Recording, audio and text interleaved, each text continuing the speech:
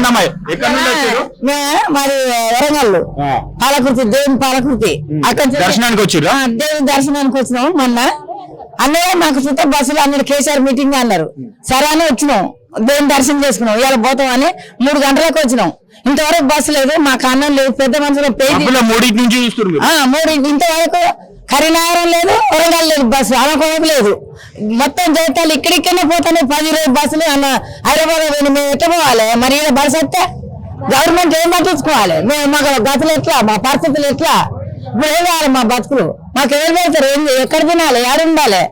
Government కొద్దినైనా పట్టించుకుంటలేదు. వాళ్ళు పోటీలు పెట్టుకొని అందరు మొత్తం ఆడలో మగవాళ్ళు అన్ని జుట్లు మీడేసి అందరి జీవితాల ఆగం చేసి మారుకుంటారు గవర్నమెంట్.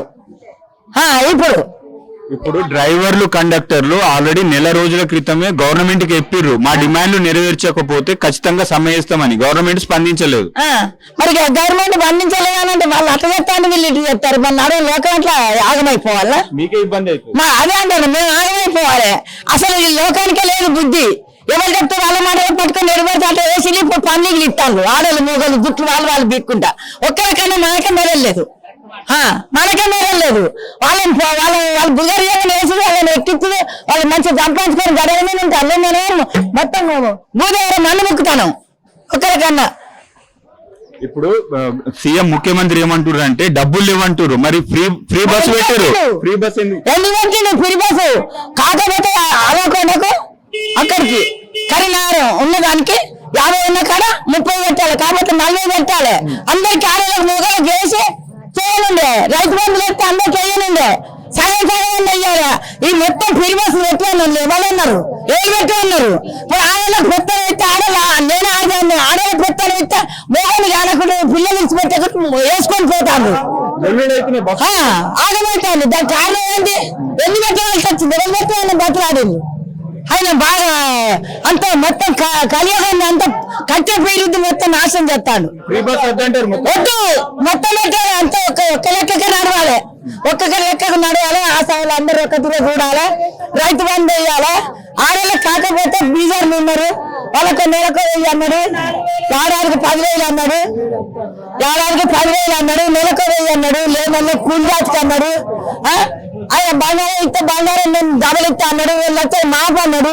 1 లక్ష డబ్బైకి తక్కువ చేయలేక 1 లక్ష డబ్బే చేసిండు, 1 లక్ష చేయలే గాలే మొత్తం. ఒక్కొక్క గుర్తు నిర్వహించి అంత ఆగవాదం చేసుకుని వాళ్ళు బిక్కొని కోట్లు సంపాదించుకుంటే నల్ల కనిపిస్తాను. తులం బంగారం వచ్చిందా? మరి 4 తులాలు వచ్చింది ఆయన. ఉన్నది ఇదే బంగారం అయితే తింటున్నారు, మాదితో తింటున్నారు.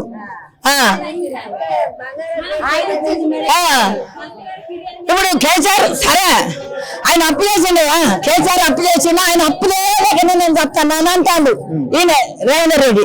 మరి ఆయన చేసిండు, ఆయన చెప్తే ఈయన గట్టలేకున్నాడు. ఇప్పుడు ఆయన డౌన్ చెప్తాను, మరి ఈయన పిడి బస్సులు వచ్చి మరి మళ్ళీ ఇంకో వచ్చాడు.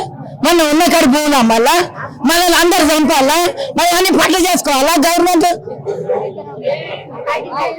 మొత్తం గవర్నమెంట్ ఏం చెప్పాలనుకుంటారు? ఏం లేదు, అంత న్యాయం చేసి కరెక్ట్ గా మొత్తం కలియగానే కాపాడిన అయితేనే గవర్నమెంట్ గెలిపియాలి, లేకపోతే మొత్తం అంతా అక్కడ పెట్టాలి.